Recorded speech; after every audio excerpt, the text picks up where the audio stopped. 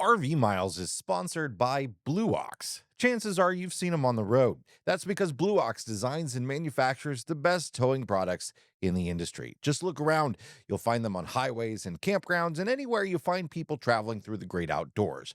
From award-winning tow bars, base plates, and brakes to a full line of weight-distributing hitches, fifth-wheel hitches, receiver hitches, and adjustable ball mounts. With Blue Ox, towing doesn't have to be a drag.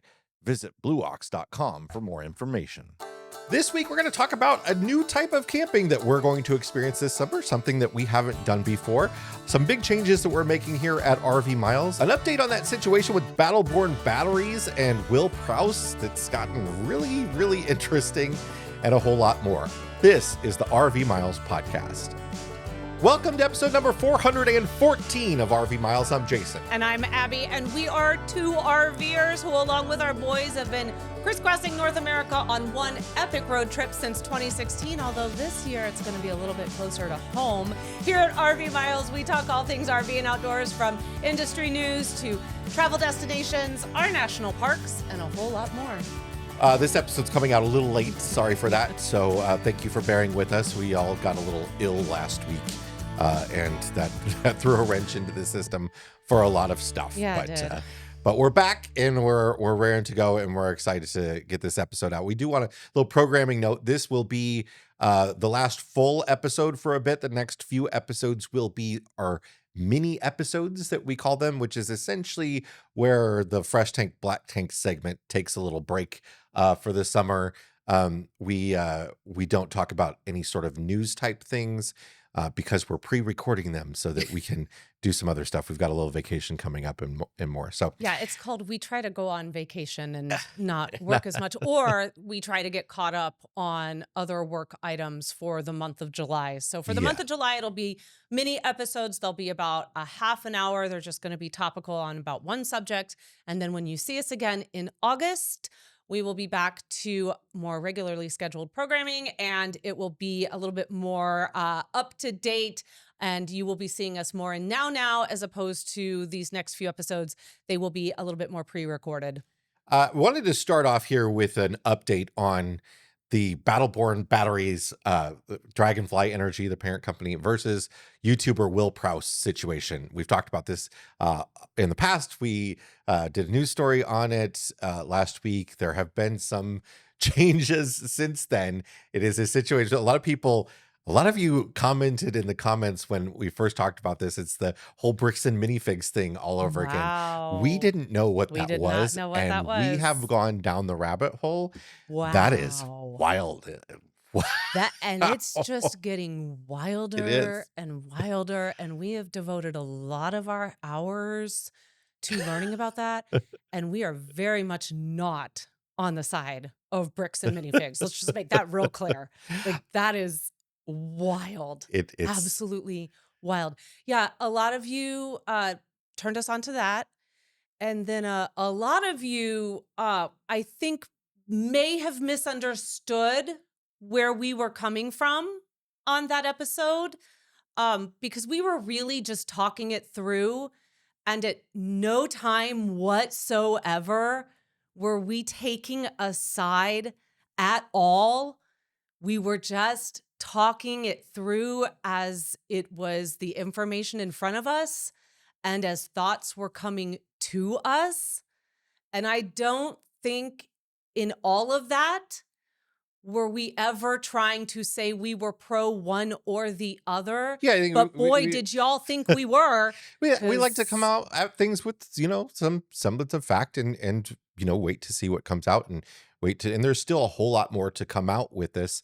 But we do have a lot of new information since that. So also the thing that often happens, we put an episode out and then more information comes out that we didn't have when that happened. And then you get that information and then we look dumb because we look like we didn't have that information, but that episode came out before that information was available. Just to be clear, these episodes, unlike our news, are not recorded, edited, and released on the same day. Yeah. There is usually about a 48-hour gap between them. At least, yeah. And so it is not, in any world, does it make any sense for us to go back and re-record. Well, regardless, I still as we listen, I still stand by my War of the Roses statement. I will stand by it. I as we stand by get it. into this here, I have to say, like, I'm going to make this point before I make the argument after talking about some other stuff. There is some culpability on both sides here. I think Battleborn Oh, they're in big I have no love for them right in a way now. worse situation uh They are here.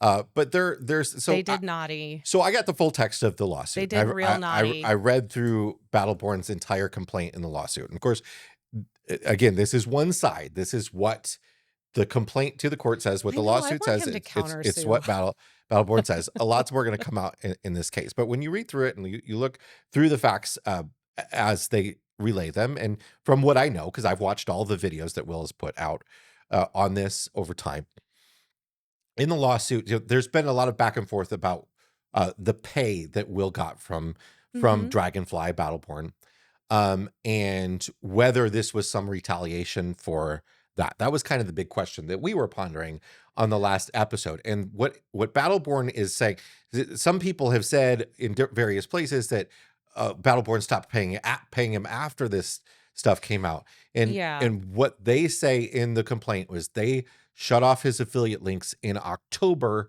of last year because of some posts in his forum where he replied to some comments like that weren't very supportive of Battleborn, but he hadn't really done any of these videos yet. And so in terms of what the financial compensation was, he was not, it doesn't seem like he was paid for videos at all by Battleborn. He was paid a affiliate fee for any Battleborn batteries he Mhm. sold, and he had been selling them for many years. And then Battleborn was the main sponsor of his forums for a long time. Mhm. And at some point they stopped sponsoring those forums. So they say that financial relationship, they shut that off in October. And by December, he was putting these videos out. So, did they you read the lawsuit, I Yeah. did not. Did they show those receipts? Not receipts for that. Now, Because here's my thing, after what you're gonna get yeah, to, what I'm going to I get don't to, believe a do we dang believe thing a they thing they say. say? I Right. don't believe a dang Yeah. thing they say. So in the complaint, there's that. There is a lot of technical information of them defending why the batteries are built the way they are. And my belief after reading through all of this information in detail, is that I think they had the best of intentions when they designed these batteries this way. But I think initially these batteries were not meant for mobile service applications. Hmm. And I think and this is just speculation, I think they got really popular with RVing and boating and all that. And I think the design just is problematic when it gets into an environment where it's moving around What was it? and things are flexing and all that sort of stuff. What were they I mean, again, allegedly, Well, the speculation, terminal is not held saying. in the terminal. I don't want to get What into all the details, but the what terminal is would it held have in been? with epoxy. And the whole battery case is, they say, part of the structure. And when you open up the case, it ruins the structure. None of that really matters. Um, Who would have been their market? with off grid home applications, stuff like that. So I mean my take on this, as not being an expert in batteries, because I also don't want to get sued, is still Just run a ticker at the bottom of this that's just literally says, "We have no expertise." it's a highly flawed design. Allegedly. It's a highly flawed design, and there are lots of batteries out there with flawed designs, but there are lots of batteries out there with flawed designs that are much cheaper. And the whole value proposition for Battleborn all along is, yes, it's more expensive, but you're getting a much better and safer product. And a lot of people have been saying for years that seems like a whole bunch of baloney. And I think some of the physical things that Will has shown in these videos would tend to make me agree with that. However, some of the things that Battleborn is complaining about Will doing and suing him for, I think might still lead to them having a chance at winning this lawsuit, because Will does a very good job of opening up these batteries and explaining what he sees, and the whole kind of what everybody's saying online is, what can you be suing him for? All he's doing is opening these up and Mhm. showing you what he sees. But what he has also been doing is putting sort of inflammatory language in these videos, and particularly in like the thumbnails and headlines, like several places where explosion risk is mentioned. And there's no proof. He hasn't shown a battery explode. There's no proof that there's a risk of an explosion or anything like that.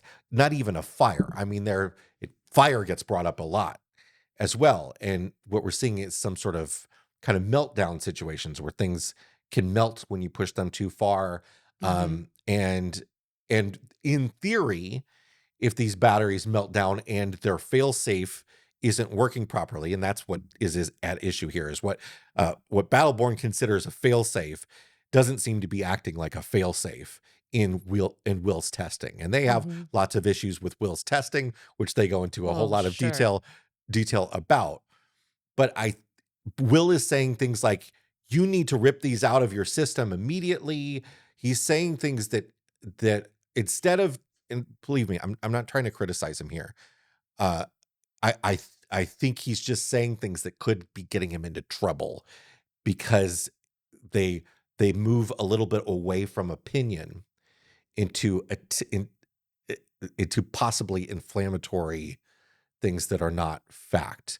And that could be a challenge for him. I'm not saying any of it's wrong. I'm just saying that could be a challenge for him.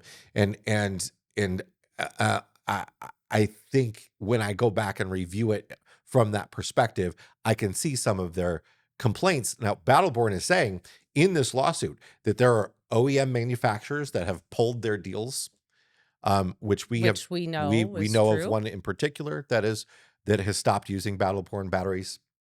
Their Battleborns are one of the few batteries that OEM manufacturers use. They can use, I think, Meaning too.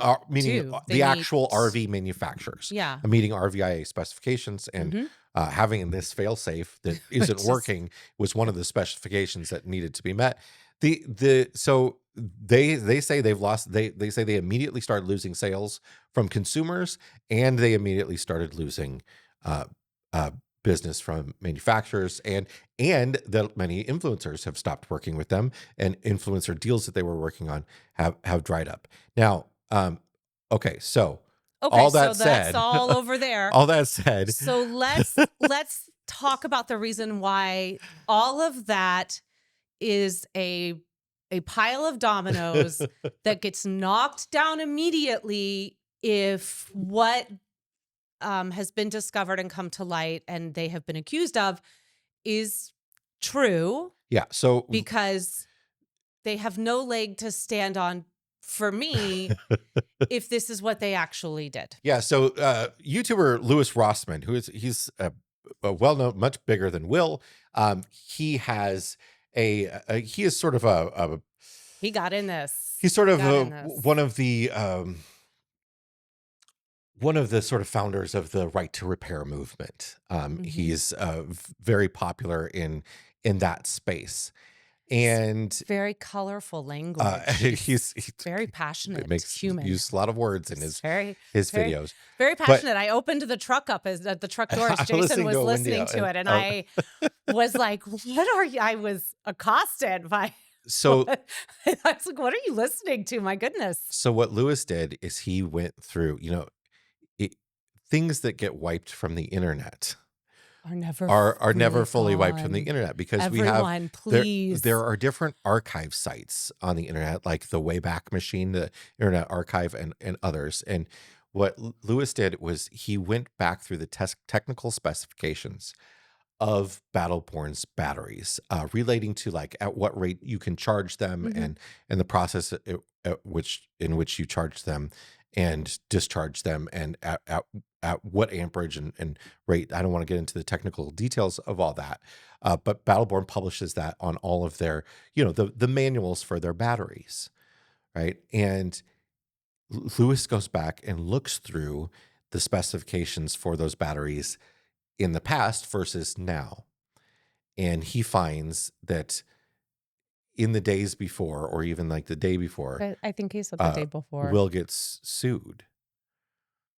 They went in and changed battery charging and testing specifications for several different batteries, for several different parameters, because one of the big tenets of this lawsuit that they're putting out is that Will is not running them through a proper testing procedure, and he is testing them, charging them, discharging them out of spec. Well, they changed the specs just before releasing the lawsuit, just before serving him with the lawsuit, and it's there for everybody on the internet to see. So they allegedly changed. Sure, let's keep this alleged. Okay, they allegedly changed. Yeah. And I feel like at this point, we've had the internet now, y'all, for like, 30-ish years. Have we not learned that there are receipts floating everyone, the internet, you never fully delete anything from the internet. Even if these websites didn't exist, people still would have had downloaded copies of their manuals for the batteries from years past. This information is out in the world, and someone's going to have it, and they are going to come forward, and they're going to you're going to get burned, Battleborn. And so what, to me, when I saw that, all I could think of was just like some Mr. Burns-esque corporate executive. Just go take it off the internet. Like, nobody's going to know. And like Mr. Burns just not understanding how the internet works. But nobody can tell Mr. Burns how the internet works. He just thinks it's like a chalkboard. We can just go erase it. It's just the internet's just a chalkboard to Mr. Burns. And it's like, no, sir. That's not how the internet works. Like, that's not how printed information works. That's not how information that you sell to other people, that you distribute out to millions of individuals, works. Like, and when I saw that, I was so disappointed.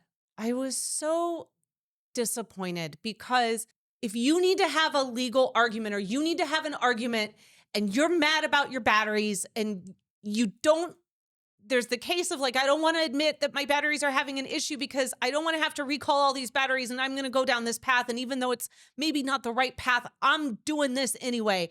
But your hands, they're not, I don't know how to, there's just a whole other level of like knowing deceit when you go in and you change something right before you turn around and sue somebody.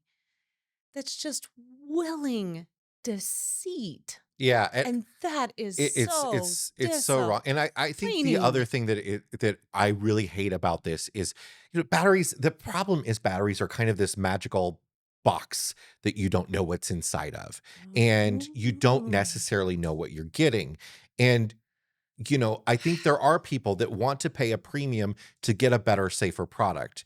And this makes it seem like, well, you might as well not. You might as well go buy the cheapest thing you can. And there are dangerous, cheap batteries out there. There are batteries with terrible BMSs that are the BMS is not going to protect the battery. There are good medium priced quality batteries out there. There are very good high price. We are very happy with our Master Vault batteries. One of the nice things about the Master Vault batteries is it's not all hidden inside. On the top of the battery, riding like a backpack, you get a giant fuse. It's switched with a priming button and everything. Like it is a beast of a machine. We are that not you can sponsored by Master Vault. literally turn it on and off, right? By the way, and there are other, they are partner, but like the issue, but they're not paying us to say this is what I'm saying. And I think there are other batteries out there that people would say the same thing about too. And I think that there is a level of comfort that comes with that. And I do think that there were a lot of people, Will included for a time, that felt that way about Battleborn. And I think And Will does a really good job of what he does on his channel and breaking down what he breaks down. I do wish some of the language he used in some of these videos wasn't so inflammatory. I don't think personally that you need to go rip these batteries out of your system. I think you need to keep an eye on them. I think when you say stuff like that, you have to have it backed up with, okay, there have been X number of issues, not issues where like, oh, my battery stopped working. That's a problem. Of course, that's a warranty problem and all that. And Battleborn's warranty system is a whole nother thing. You have to pay a heck of a lot of money to get them shipped back to them, and there's no guarantee. But I wish he wouldn't have said some of that stuff without, there are no examples. If anybody knows of one, tell me, but I don't know of an example, haven't heard of an example, cannot find an example of somebody having a fire or an explosion with a Battleborn battery. And I don't like, I think that kind of, it's kind of on the edge of fear mongering a little bit. And I don't love that he did say in a video, I have not had a financial relationship with this company. And even if you think affiliate, a lot of people think affiliate is not a financial relationship. It is, well, but a lot of people sponsoring a think it isn't. forum But is a sponsoring the forum financial is relationship. definitely a financial relationship. And I- he did have a financial relationship I with would say if they're to anyone, if they know of a fire or an explosion, 100% that whoever that was, they need to come forward because that is proof enough to have a massive overhaul of the batteries. Yeah. The real problem without is all of this other stuff. exactly. Yeah, I mean, The real that's problem is people have enough. been having batteries stop working. Yeah, That they spend a lot of money on. and that should be enough. Yeah. Unfortunately, it doesn't seem to be. I don't know how. I don't know what the number is. I would love to know how many people, like what the number or a roundabout number, and maybe somebody has the number and can say in the comments. But at this point, like what number are we at when it comes to how many people have raised a complaint that their I mean, I've battery heard from a couple RV manufacturers that have said we've never, I don't think, seen a single complaint or heard of one. Well, but that's the same. I will say from a manufacturer standpoint, that's the same as when we come to them and tell them that like XYZ about the trim or something. And they go, well, I've never heard that before. It's because they don't, no one comes back and tells them. No one tells them. I think when you have a problem with a battery that came from the OEM, you're probably not contacting the manufacturer. Yeah. You're probably just contacting Battleborn's warranty service or thinking, or, going to your dealer, something like that. And listen, I mean, now this is going to come out tonight. So who knows what happens between now and then? Who knows? But if you don't watch this until like this weekend and things have changed, just realize this is Wednesday. Okay. Yeah. So who knows? This is an ever evolving story, but I hope for Will's sake that this is resolved soon. But it just speaks to, again, I think that the age of words being used on YouTube, videos being posted on YouTube, when we look at, or on social media in general, when we look at, Bricks and Minifigs, when we look at, Will and Battleborn, when we look at Patty and Patagonia, when we look, there's several other examples. I think that the brands, these companies are starting to get a little bit more aggressive because that's influencers and YouTubers are having a bigger and bigger impact. Effect, yeah. We have a stronger impact than I think a lot of us realize, and our worth is greater than a lot of us realize. And so I think the age of us feeling like we should be insulted to say, I'm a YouTuber, or when someone says, oh, you're just an influencer, that's not an insult anymore. These are legit careers now. This is an age in which these are real jobs and they make a real the impact. difficulty and the growing pain and some of the factual information, I think will tends to be above board. There are others that Oh, are not. 100%. But And the cream will always rise to the top. Like that well, is, sometimes and then sometimes, there's sometimes going to the be some, negativity rises to the top too. well, yeah, but But that's going to be like the little worms and but stuff you got to pick out and there toss. the The dead mice that get in there and you. if Will was, on a if he was on a TV show on a network putting this information out, this would pass 17 lawyers, an ethics team, and Oh, all that. And there were 100%. and editors and a producer and director, and this would be, and this is You think the Property Brothers, they'd be all over this. this is one of the issues with the modern era, is that things can get put out very quickly with low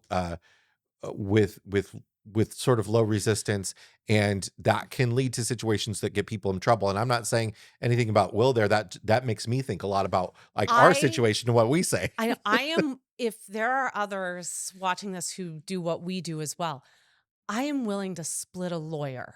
If we all want to go together and retain a lawyer together, I will do that. Because Like, I'm not kidding. I know. Like, we need an RV content creator lawyer. It's easy to who- say in the heat of the moment, you need to throw this away. This could explode, without thinking about, that's your opinion.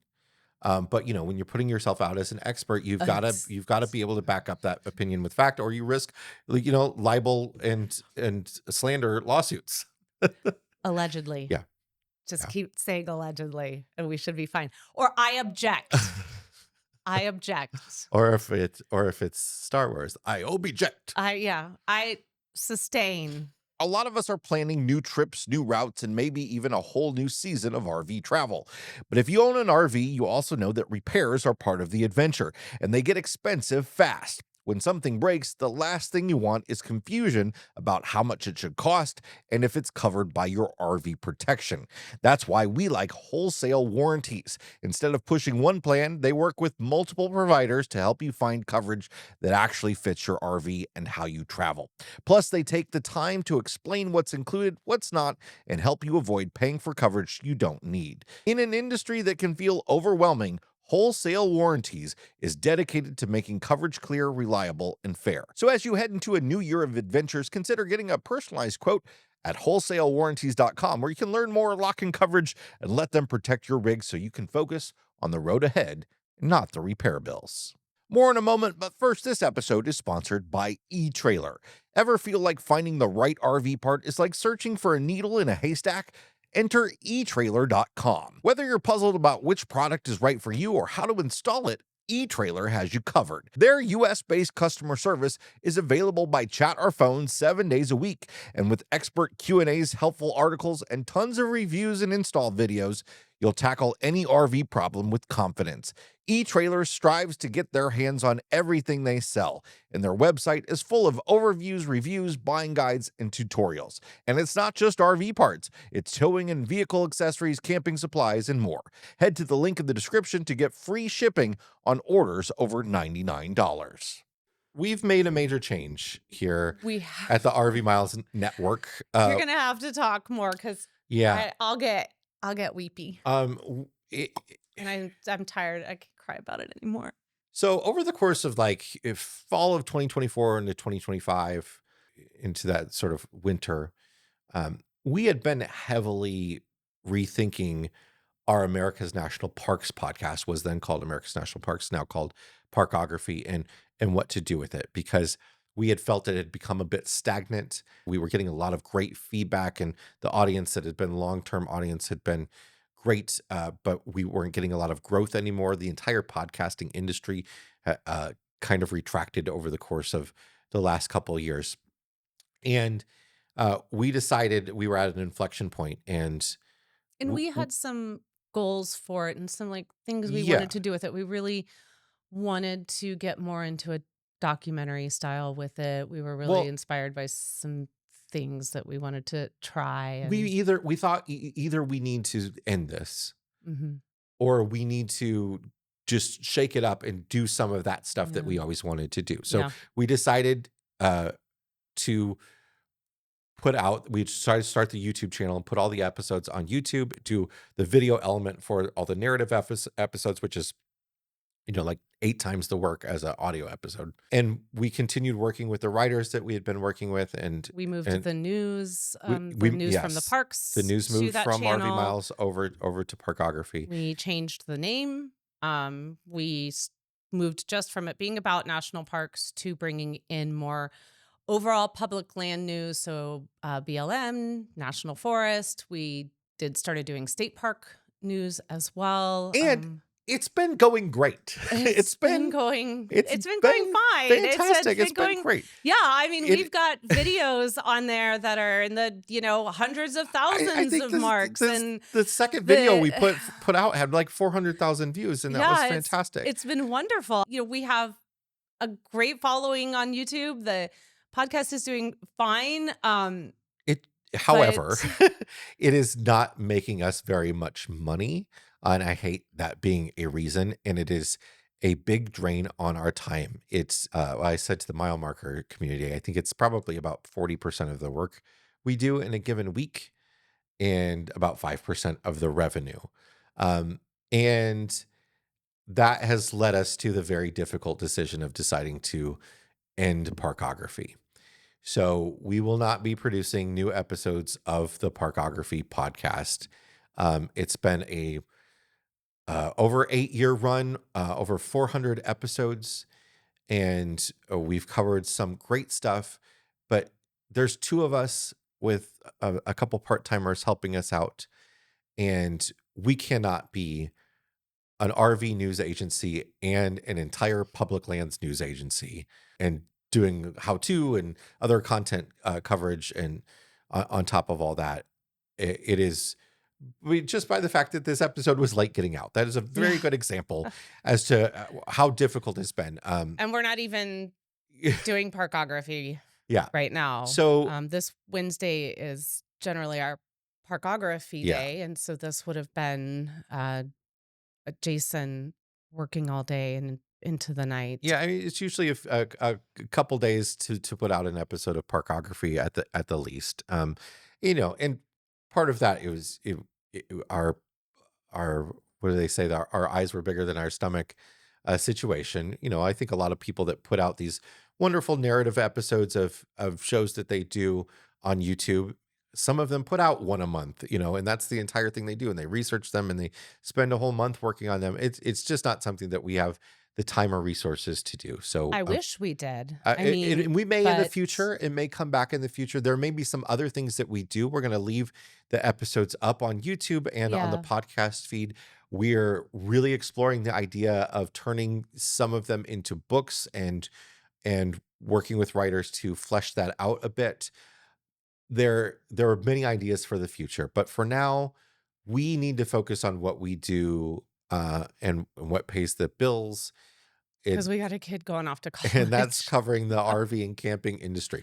Now, the good news is that doesn't mean we're going to stop covering national parks. What it actually No, means is most of the national parks news stuff that went over to Parkography is going to come back over to RV Miles.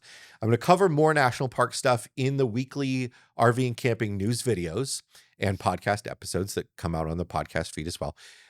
Where it's not gonna be as much public lands related in terms of big public policy and stuff like that, unless it really relates to visitation, traveling, camping. That's really the main focus. And then we're still going to do news roundups of national park news, but they are going to be back on the RV Miles channel. And we're just not going to be able to do the narrative episodes, which really were the thing that took the most amount of time. Mhm. We're going to be adding more of the news stories and news content to the website. We've been really trying to make a run at fleshing out the website and putting more articles out on the website. So there'd be a lot of national park coverage there. Yeah, I mean, Um, we have an entire section yeah, devoted just to the national parks on the website, and that's going to continue. It's going to grow stronger. We will also, I don't know if you've already said it, but we're going to start devoting some of the Thursday videos to a little bit more national park content. I was just talking to Jason about that this morning. I would like to get a little bit more involved in that, maybe just once a month. Yeah, and really Something more from an national RVer park. perspective, like Yeah. how to visit and camp at Yeah. Yellowstone, that sort of So, thing. Yeah. national parks are an incredible part of our lives, not only from a personal perspective, but from a professional perspective as well. And, when we started America's National Parks 8 years ago, it was born out of a love for the parks. And so that love hasn't gone away, it's only grown stronger. And so we have to have our parks as a part of the work we do. It's so vital to who Jason and I are. So we will find a way for that content to continue. We will just find a way for it to continue through RV Miles so that the work we're doing here is again stronger and more streamlined. It is more organized and it comes to you in ways that makes sense. Again, we continue to try to make tough decisions, but necessary decisions that make it easier on us, but also easier on all of you to find the necessary information and content that you're looking for from us. And this is just another one of those ways. We know there's a lot of you that have really enjoyed America's national parks over the years. And so we know already that there's a lot of you that are very sad to see it go. There's so much more I could say about it, but I can't because I'll cry. So I will probably put it in writing in the road signs newsletter that'll go out this weekend. So if you are a part of our mailing list, you'll know that road signs that comes out on the weekend always features a little letter from me of whatever I'm thinking about that week. And I've been thinking a lot about America's national parks. So that'll probably be what I write about and just what this 8 years has meant to us. So if you want to be a part of that, if you want to hear a little bit more about that, just join the mailing list, rvmiles.com/mailing list. But yeah, we've been talking about this for a while. We said we'd give 1 year to see if we could do this, and we just haven't had the time to give what it deserved. Yeah. Yeah. So there it So is. thank you for all of your support and for those of you that have been a part of that community for so long. We really appreciate it so much, and just because it's ending doesn't mean it didn't happen, right? So there's So a time for wise. everything, right? To Um, everything, turn, turn. turn, turn. More in a moment, but first, this episode is sponsored by Dragonfly. Dragonfly provides portable, reliable, high-speed, multi-carrier 5G and 4G internet made specifically for your flexible RV lifestyle. Pay for data only when you need it, with no penalties or additional fees. With Dragonfly, you're not bound by a contract and you can cancel or pause service anytime, monitor your data usage, and more through their easy-to-use customer portal. Live, work, and explore without limits, knowing Travelfy will always connect you to the strongest signal among multiple major networks. Start your 30-day risk-free trial today at travelfy.com. That's TRAVLFI.com. Another big decision that we have made for this year. Boy, we're just so full of it. I'm actually really excited about this. Yeah, this is a good one. We've been out there a couple times and it's been a lot of fun. Great. So we have decided to put the Sabre 37 RV Miles, our big 43-foot fifth wheel, for this summer onto a seasonal site. There's a campground not too far from us that had seasonal sites available, and Which we grabbed one. we didn't know about until We just didn't know it even existed a here month ago. Until like a month ago. We've Now, never even heard of this campground. before I want to jump right in and say this doesn't mean like we're stopping traveling. Oh, no. We'll still go out in the Sabre 37 RV Miles, but we also have plans with like other manufacturers to go out and take other rigs out in certain different situations. But we were just out there yesterday, just spending the afternoon at the rig. You were there doing a video. I went out there just to enjoy. The weather was so beautiful. I went out there just to sit on the sun deck and work. And I think we've talked about this before. There is sort of this like slowing down of the mind and like this calming peace that just kind of comes over all of us when we're at the RV. And even if I am working, I still feel that. And it was so nice to just sit there on the sun deck and look at the river and just work and It be there for the and it's afternoon. also for me, in creating videos, it's a way for me to be able to go out there and test some gear. And I really want to be doing a lot more of that type of stuff. Case in Yeah. point, I just put an RV lock on and did a video on RV locks, a keypad style RV lock. And then I just tested out a new sewer hose support system that I've got a video coming out on that for tomorrow, Thursday. Yeah. And What day is it? and I want to do some more like camp cooking videos and stuff. We've got a lot of ideas for things that we can do at the seasonal site, and because it's so close to us, we can go over there and work. It's kind of like the dream we've had for a long time, is to like have a house with a big piece of land that we Yeah. can have the RV set up even when we're not out on the road somewhere, where we can go produce content but also just relax. And what's awesome about it too is now we don't have to have our storage facility for the rig, because part of this really awesome deal of having the seasonal site is when they close down for the season, there we can just leave our rig on our site and we can continue to have access to it, not to stay in it or anything, but we can close it down and winterize it, but we can keep it on our pad on our campsite throughout the winter, no charge. And we can take it out and bring it back, We can which take we it will out be and bring it doing out. for So sure. we can, so, even though they'll close mid-October, we can still take it out and continue to camp with it throughout the season, but we can keep it there through the winter.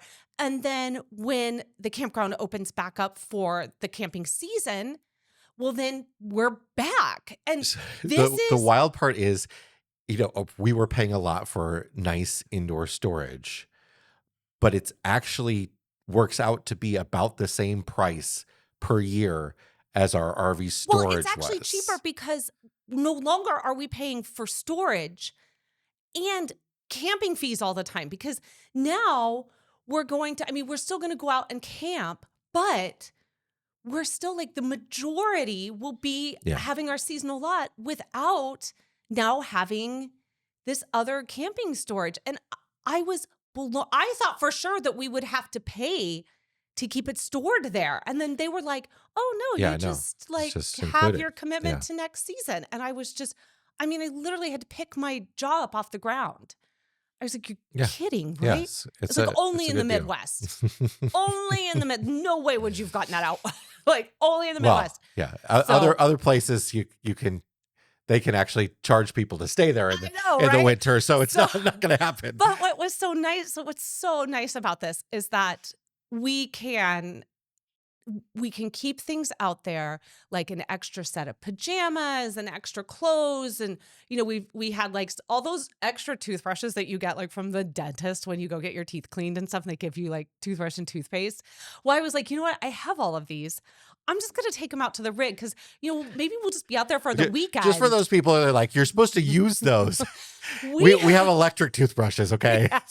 we have electric toothbrushes, but I don't like, I was like, well, I should hold on to these if we, need, if an electric toothbrush breaks or something, we need a toothbrush. Yeah. And so I was like, oh, I'll take these out there.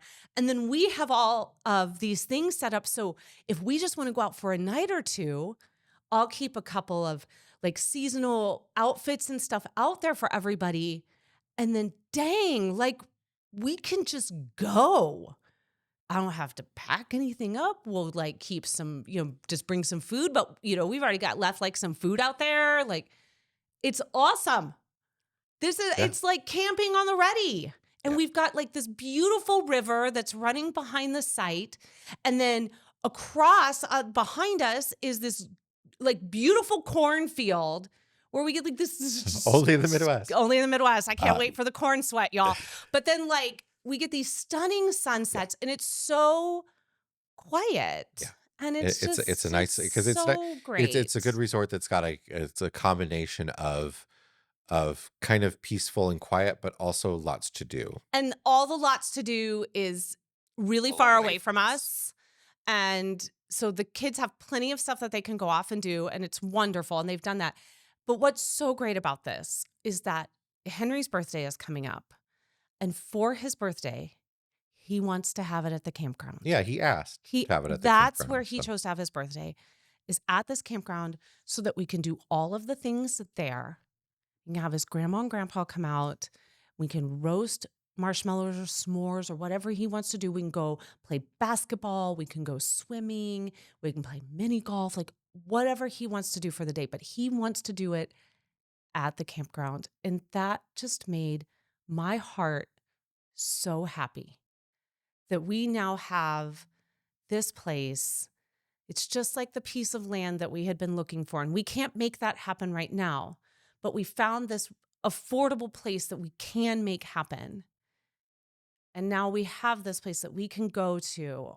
And our schedule is so wild and all over the place that we were able to just go out for Saturday night last weekend. One night. We got one night out there last weekend.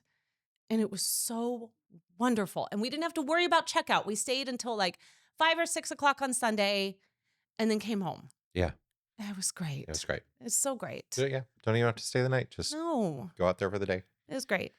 I love it. It is time to check the level of our tanks. And as always, that is sponsored by our friends over at Liquefied RV Toilet Treatment. No BS toilet treatment. Jason, is Liquefied still giving away a free RV? They're giving away an Alliance Delta travel trailer. You can Ooh. register to win one with no purchase necessary at liquefiedrv.com. But if you purchase, you can get more entries. And if you're interested in Liquefied, you can get 20% off with the code RV Miles at checkout. Head over to liquefiedrv.com and support a great small business. Fantastic. And win a free RV while you're at it. All right, Jay, what is in your black tank this week? So we got an email from a listener Oh, woof. about an issue with their Keystone Montana.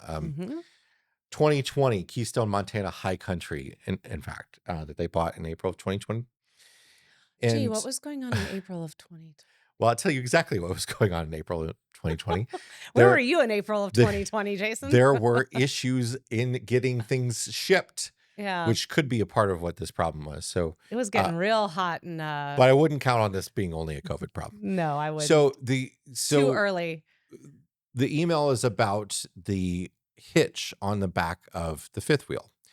So Montana High Countries come with a hitch on the back of them.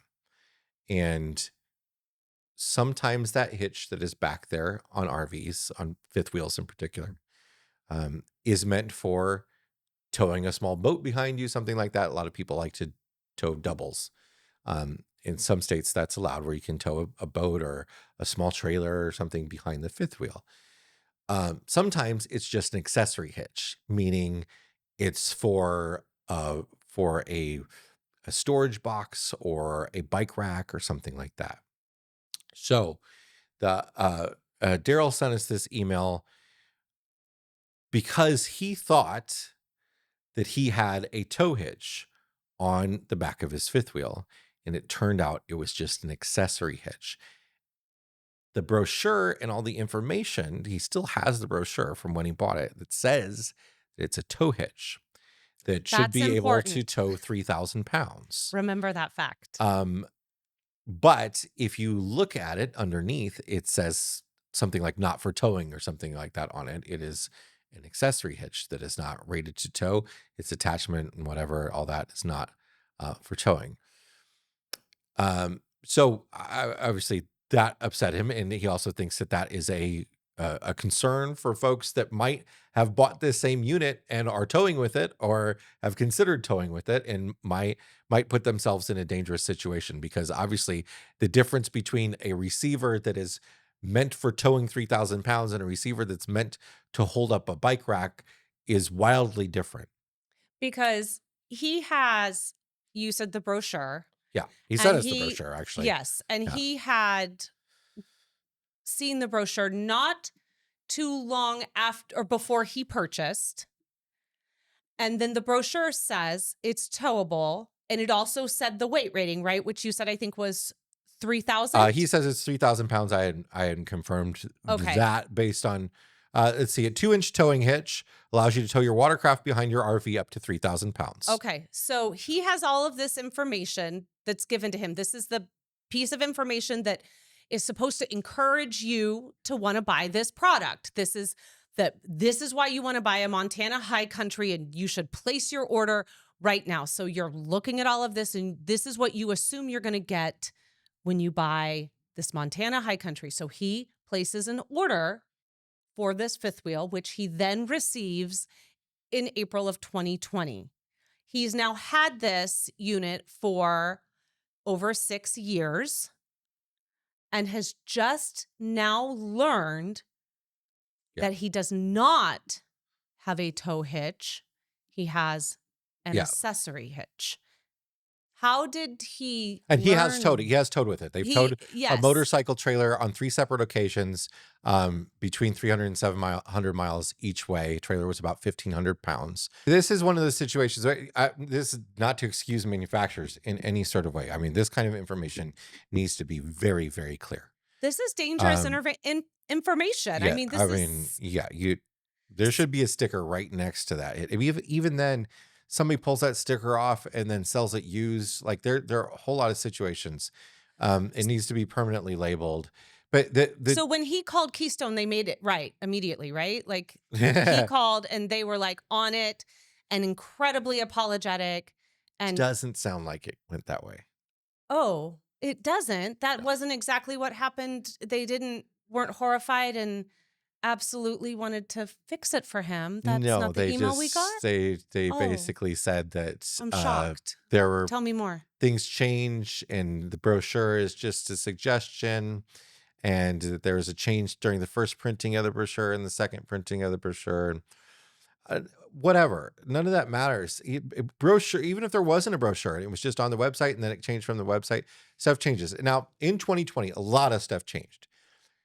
There were lots of units that would come with one air conditioner at the beginning of 2020, and mid 2020 they came with a different air conditioner. Absolutely. There are lots of stuff got improved on some rigs during. A lot of people forget this. They think everything got terrible, especially during early COVID. But actually, some stuff improved because manufacturers couldn't get the cheap stuff. Yeah, they had to go with the good stuff. So a lot of times you get better tires because they couldn't get the cheap tires. There were lots of situations like that. But and everything was higgledy-piggledy. Yeah. Okay. It was super crazy. So am I a little surprised that something like this got overlooked?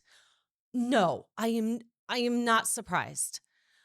I am a little concerned maybe that there wasn't some sort of oversight of let's go back and make sure that everyone who has bought one of these is very much aware that they have an accessory hitch, because maybe they couldn't get the towable hitch, right? So let's make sure that as we're doing this switch over, we had some of these brochures out there that said towable and we've made this switch. There might have been some transitional rough spots. I'm having a rough time thinking of a more dangerous change. You know, that other than, it's like derating something. If the weight rating was all wrong by a decent amount, something like that. I don't know. But yeah, this is serious. But I don't want to make it sound either though that this was just a COVID thing. RVs, they make mid-year changes on models all the absolutely. time. There's especially new models. Often a new model will get announced. There were some things that were in our first video tour of the Sabre 37 RV Miles because it was the first, it was actually the second unit they built. And some changes were made after that. Some of them improvements because we learned a few things and they fixed a few things. And but there's stuff that's going to change on every RV line, and you do have to look at each RV on its own. But these hitches, even if they're not labeled as accessory, I bet there are a lot of people that are towing with an accessory hitch, even if it wasn't advertised as a towing hitch. And this has always been an area that's concerned me a little bit. Yeah. And, you know, one of the things too is he mentioned something about the sticker that would indicate that it was an accessory hitch is underneath the rig Yeah, you itself. couldn't see it It's without not, looking at the you hitch would have to itself. be on your back underneath your RV in order to identify what kind of hitch you have. Yeah, Now, but that to me seems like something that should be a little bit more obvious. It's yeah. a safety issue. Maybe it is now. Maybe at the time it wasn't. But I think you also can't go off of what's stamped on a hitch. Like if there's a sticker that says "Do not tow with this," that's one thing. But all hitches are rated. There's a stamp that rates what they're allowed to carry, and you can't go by that either. So there's a lot of people. I've talked to a lot of people about this over the years, where they say that their half-ton truck has a hitch that has stamped on it 10,000 pounds. That means that hitch itself that was manufactured by the hitch manufacturer, not Ford or whoever, was rated for 10,000 pounds. It doesn't mean that the truck is rated for 10,000 pounds. Yeah. So that's a whole different thing. So when you get into authorizing a certain amount of towing, I feel like these manufacturers need to have a very clear like towing placard on there. If you're going to allow people to tow behind it, that is indelible and explains what you can and can't tow and what you need to know and what you need to do in order to be able to tow. So I think that is a problem. Now, is Keystone making this right now? Yes. Yes. So, So we have been having follow-ups about this, and Keystone is yes. offering to pay to have this hitch reinforced for this gentleman. But here's what he had to do. And yeah, and I want to say that Keystone, like you said, is making it right for him. But what's really frustrating is we'll just start with the customer service rep, his first person that he had to go through. And I think we're just going to kind of lay this at their feet because they were really the one that did not at all. I mean, and they're probably told, hold him off as much as you can, or I'm making an assumption, allegedly. They were not going to have it. They didn't want to help him. They were very much like, well, this is not what's on my build sheet, and I don't care what your brochure says. And they were not going to help him. He had to go to the president and the CEO. He went to the vice president. The vice president called him because he emailed the CEO of Keystone. He had to take this to the CEO of Keystone in order to get someone to listen to him. Yeah. When a customer service rep should have been his first champion, the first person who wants to help him. I think you're right that they all, it's sort of, I don't want to speak for all brands or even all Keystone customer service reps or the warranty reps. We're going to talk about this one it's rep. a very common thing with the manufacturers when you call for a warranty issue. That first contact is very dismissive of your problem. And it seems sometimes like it's a very coordinated effort to just weed out, by large number theory, a portion of the warranty calls for the people that give up after the first try. This seems like the one where you press the green light and you send them through. Yeah. And I suspect because the CEO got the email and within a very short amount of time, the VP was calling this man, that the CEO was like, holy beep, and was like, this has been 6 years that this guy has had an accessory hitch with a brochure that tells him he's got a towable hitch and he has been towing with this. And we are pretty lucky that we haven't had an issue. Well, and we better get on this ASAP. This is also an issue where NHTSA, the National Highway Traffic Safety Administration, gets involved in stuff like this. Right. They don't, a lot of people want them to get involved in more RV quality issues. And They don't, because The RV they're industry doesn't want that headache. well, Neither does they're NHTSA. only interested in highway safety. That's they're only Yeah. legally allowed to be interested in highway safety. So if it is something related to highway safety, Yeah. they're potentially going to get involved. That's why they're actually looking at the frame flex issue with Grand Design right now. It's not because the people have been having concerns with like Because their sidewalls cracking and their they don't care furniture about that. moving and stuff like that. It's when people started saying to them, "Hey, my door is opening on the highway. My baggage doors are opening," and stuff like that. That's when they get That's interested real quickly, and that stuff gets very expensive for the RV manufacturers. So this is an area where yeah. NHTSA would certainly be But interested, right? and I would like to say, kudos to the Keystone CEO, I think. Sure. Even if it was if it was, motivated yeah, by that. But I would like to say, moving on this quickly and immediately saying, we're going to pay for this. We want to reinforce this for you, taking care of this man's needs, making sure that his RV is safe and that he gets what he needs, and not just saying like, sorry, sir, this is an accessory hitch. You're just going to have to use it like that. That's how it was made. No, they're going to give him what he thought that he bought, and they're going to make it right for him. My next step is I might then go and have a conversation with this customer service rep and say, can we talk about maybe what is a dangerous warranty that you might want to let through next time? And maybe the one that, let's talk and give them the runaround for a little bit before, we accelerate this.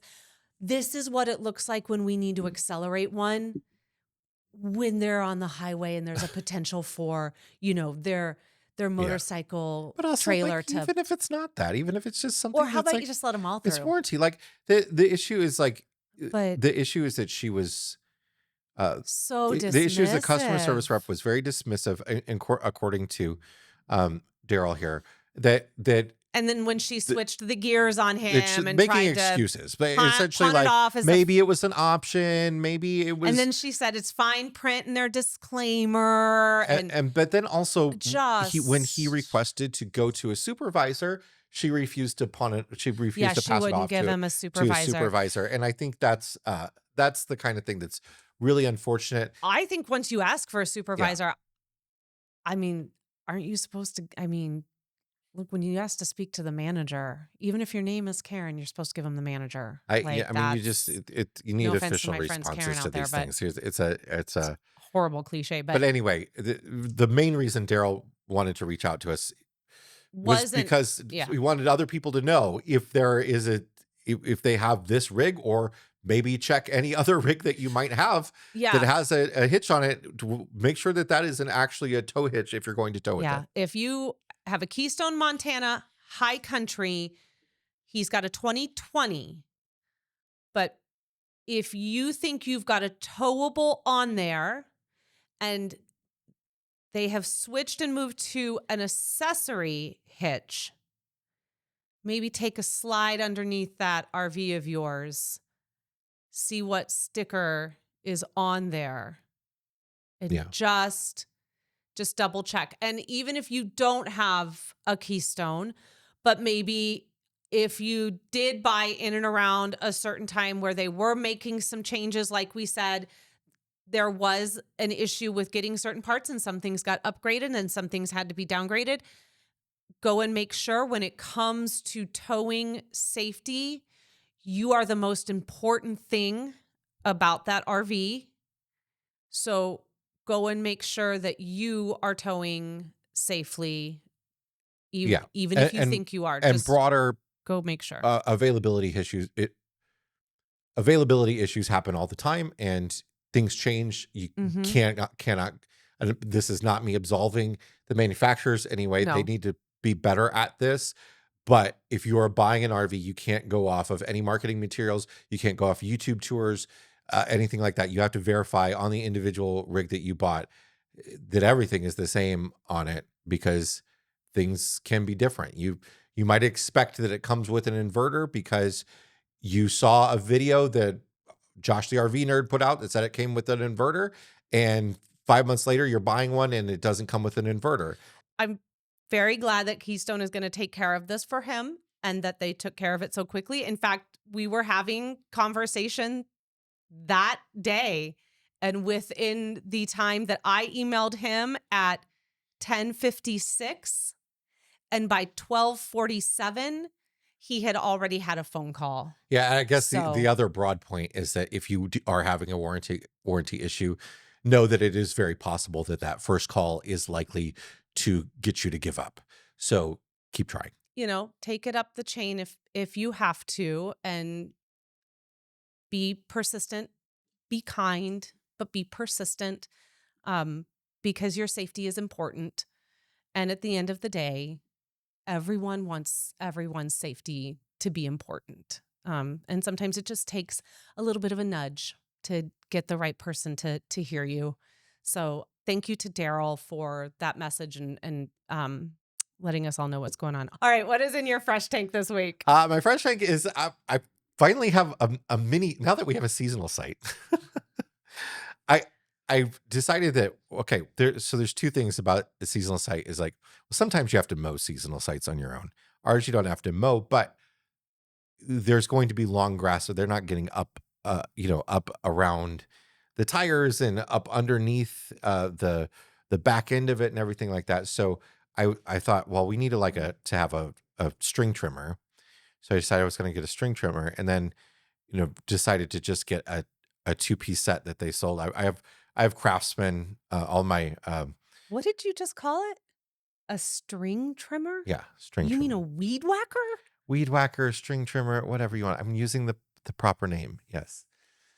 I have A weed whacker. I I've have a never weed whacker. I have never ever in my long life on this earth heard it called Well, that's what they're called. What? A string trimmer? Yes.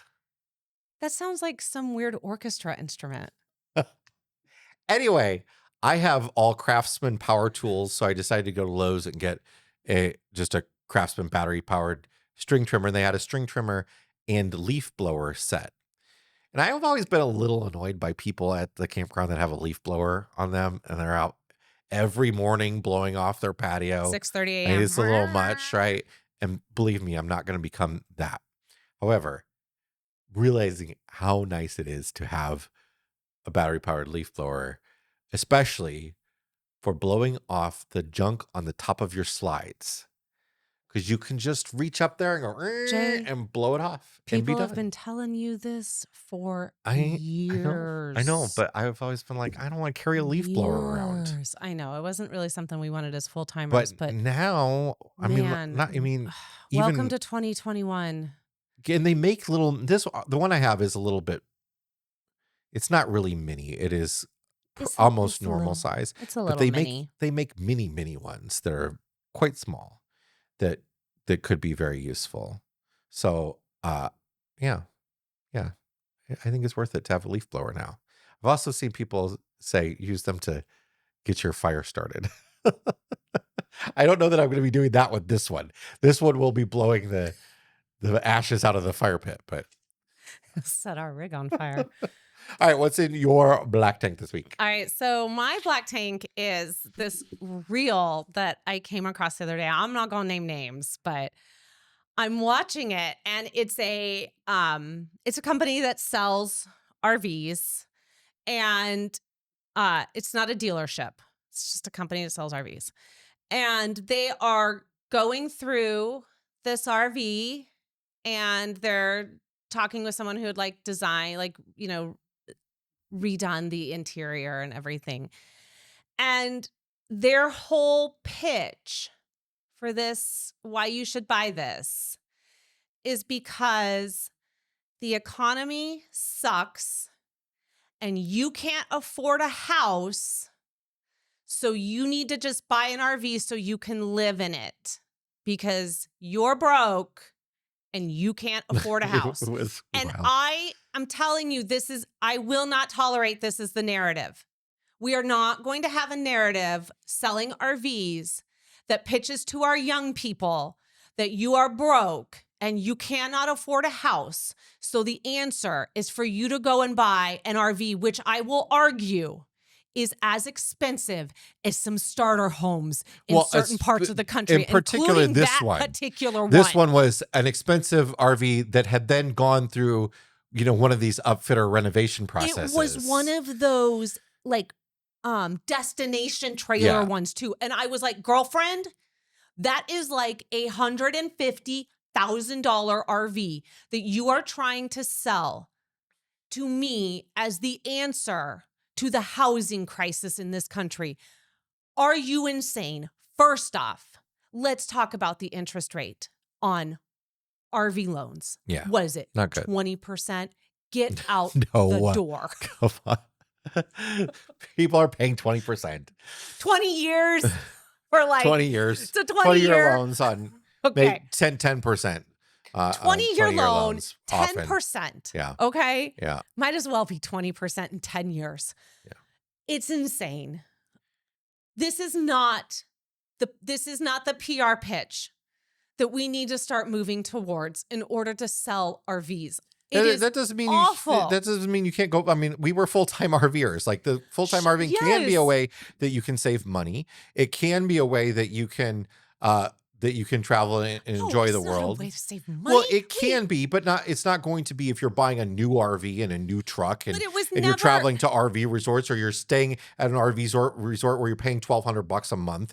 That's not going to be saving money. Or you're buying a destination trailer that you have to go sit down on a lot somewhere. That's not going to be saving you. And what I'm saying is this is not what bothers me about this is that it's the targeted message directly towards people who cannot afford to buy a house right now, that they are priced out of the market because the market is not making it easy for people in a certain price bracket to buy a house. Would have to go through a lot more hoops of income verification and meet a higher threshold, have a bigger down payment and all that sort of stuff to buy a house.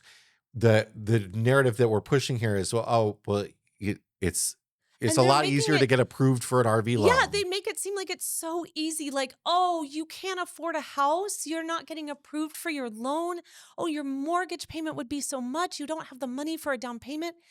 I have the answer to what you need right here. This completely renovated destination trailer by this interior designer. And like, we're going to walk you through it. And then this is how you afford to live now, because we all know that the economy sucks and inflation is high and gas prices are high. And, and I just sit there and I watch this and I think this is wrong. This is predatory. This is not how. Yeah, it's not that there's not truth to some of those things. It's just it's predatory. Gas prices marketing. are high. We all know that. And it's also like you have alternatives, right? Rent a place, okay? Or buy a used RV. Buy a used RV if you don't have the money to buy a new one. If you are going to RVmiles.com, you would know that the used RV market is up. The used RV market is thriving. And there's a reason for that. Yeah. I mean, now at the same time, this is where I want to call a few people out here. So the used market is thriving, while at the same time, all we see in the comments is, I ain't buying one of those COVID rigs. I'm not buying something used. I'm not buying something that was made in da da da da da. And yet here we see that the used market is just higher than it's been year over year. Now that, so what are we doing? So y'all are only buying between like what 20? We don't know what people are paying for them. This is what I'm saying. Yeah. Everyone's yelling that they're not going to buy. They would never buy used. I'm only going to buy before 2020.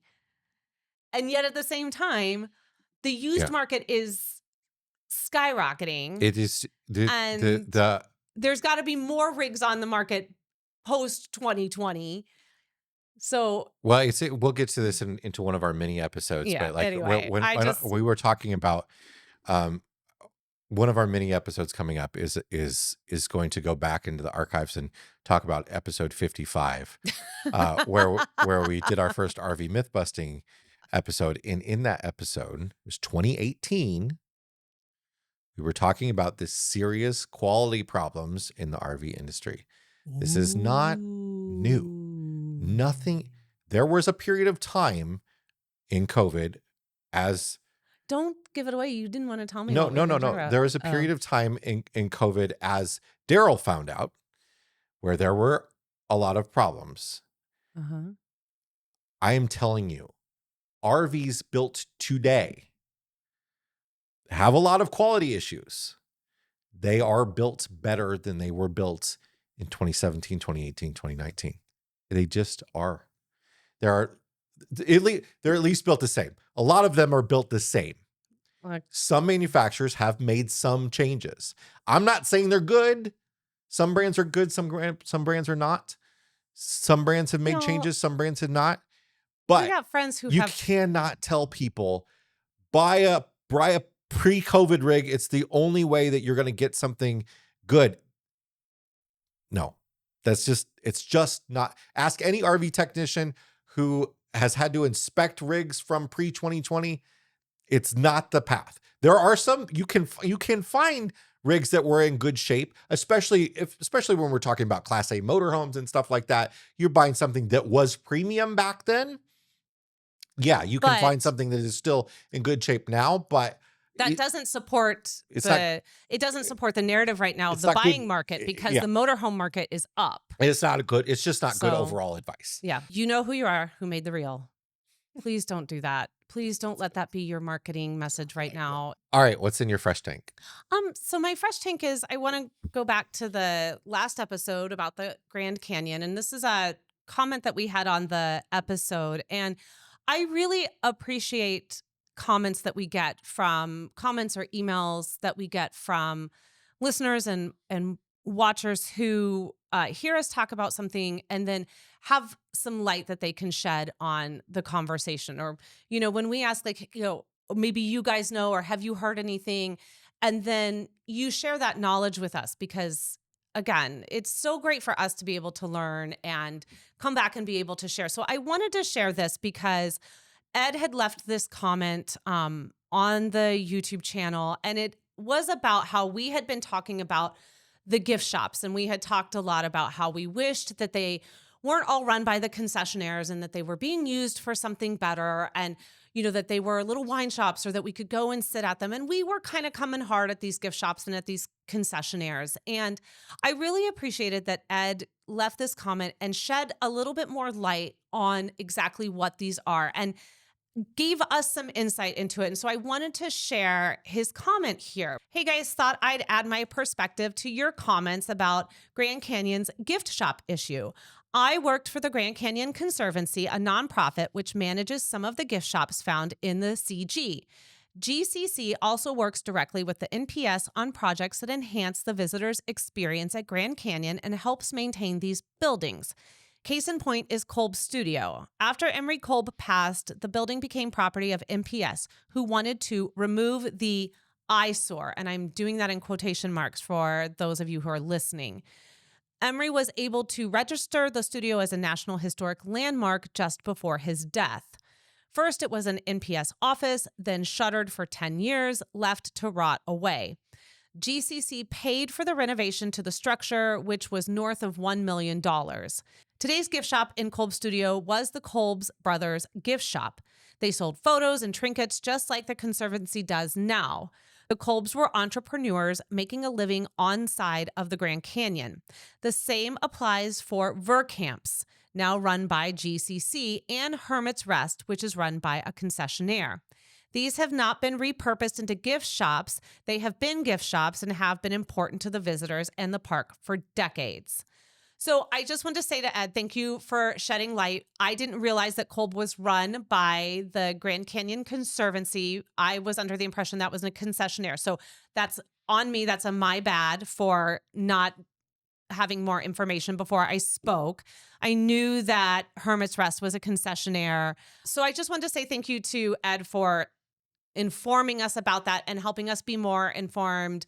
Yeah, I mean, the history of these places being all gift shops aside, like I still have a problem with them being all gift shops. No, Like that's fair, but he I think I would have had a problem back then as well. I love the conservancy. I love all the nonprofit partners that have gift shops yeah, at different parks. I'm more forgiving when I know it's a like the But yeah, nonprofit. that makes me think even more like, okay, then why do we even need to have concessionaire ran gift shops? Concessionaires in national parks should be providing a service that the National Park Service cannot or does not want to provide. And that service could be offering, food, drinks, and refreshments. Running a That could be lodge, something things like like that. that. Running a lodge, something like that. In Hermit's Rest, I guess they do have some concessions. They have like coffee. But like, do we need concessionaires running a gift shop? What service does that provide the visitor? Sometimes it's like a camp store, and there are, products that campers are going to particularly need, hikers are going to particularly need there. And I get that. And some of these big parks, in particular, the Grand Canyon, Yellowstone, they're It's they probably a lot has th- a lot to do with the budget. there's a lot of history. There's a lot of like, okay, we have this building, and this building can exist because it has a concessionaire. I I just I think it is, if you walk that portion, that historic portion of the South Rim there in the village area, Mhm. it's a lot of gift shops. Yeah, it's gift shop row. I Yeah. mean, I think what I appreciate is, well, first off, I'm very disappointed to read that the National Park Service wanted to remove that studio.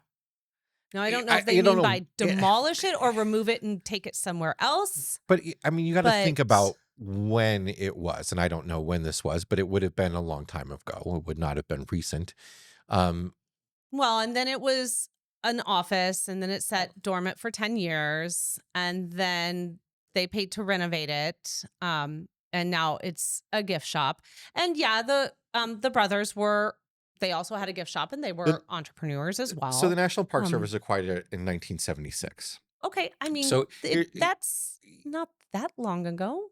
They should have wanted to hold on to that piece okay, of history. I'd say it's 50 years ago now. Uh, the building itself at that point was not as historic as it is now, and may have been seen as, our attitudes towards some of these structures in national parks has changed over the years as some of them have become more historic. Yeah. And at some point, that building was just somebody building a home on the edge of the Grand Canyon. And, it became a historic structure Yeah. through the veil of time.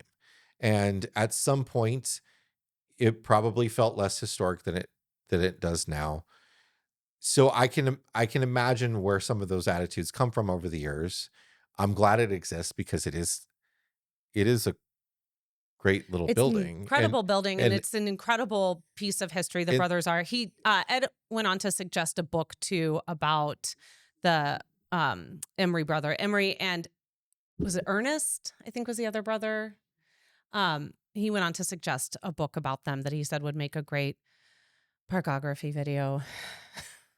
sigh, alas, But it would make a good read yeah. and, encourage anyone to learn more about them, and myself included. But it is great Um, to hear actual reports from the ground from people who are at these Yeah, places and all the people time. who've worked with these nonprofits, it's always wonderful to hear from you and learn more about what goes on behind the scenes and what these nonprofits do, so that we can understand more about just the work and the time and the effort it takes and how much money it takes to save some of these structures. So again, thank you, Ed, for informing us and being so kind when you did it too, because obviously we didn't know. And we just have dreams of wanting to be able to enjoy those spaces in a way that allows us to spend a little bit more time, selfishly spend more time in them and enjoying the history of them and the Grand Canyon.